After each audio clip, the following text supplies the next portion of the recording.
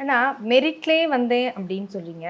அந்த எண்ண ஓட்டத்திலே நீங்க வரும்போது இடையில துரை வைகோ வந்தது தான் உங்களுக்கு அந்த இடத்துல ஒரு பிரச்சனையா மாறுதா? அடுத்த கட்சி வைகோவுக்கு பிறகு தனக்கு வரும் அப்படிங்கிற ஒரு எண்ண ஓட்டம் கூட இருந்திருக்கலாம் உங்களுக்கு.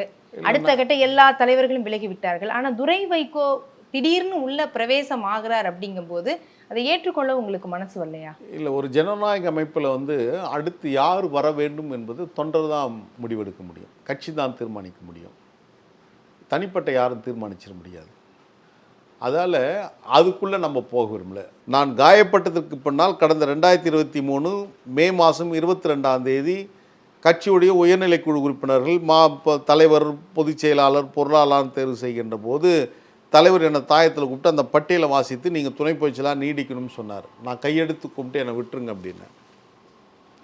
அந்த காயம் எனக்கு இருக்கிறது. எனவே நான் நிற்க மாட்டேன், யாராவது ஒருத்தரை போட்டு நீங்கள் நடத்திட்டு போங்க, உங்கள் பின்னால் நான் உறுதியாக கடைசி வரலும் இருப்பேன் அப்படின்னு. பெரிய வற்புறுத்தல், பெரிய விவாதத்திற்கு பின்னால் 1 மணி நேரம் கழித்து அவர் மனசங்கடப்படக்கூடாது என்பதற்காக நான் கையெழுத்து போட்டு எனக்கான அந்த வேட்புமனு கட்டணத்தையும் செலுத்தியவர் தலைவர் வைகோ அவர்கள். 50,000 ரூபா ஒரு பெட்டியிலேருந்து எடுத்து எனக்கு 25,000 ரூபா, சத்யாவுக்கு 25,000 ரூபா கட்டுறேன்னு சொல்லிட்டு அப்போ மேனேஜராக இருந்த ருத்ரங்கிட்ட கொடுத்து அந்த 50,000 ரூபா பணம் கட்டப்பட்டது.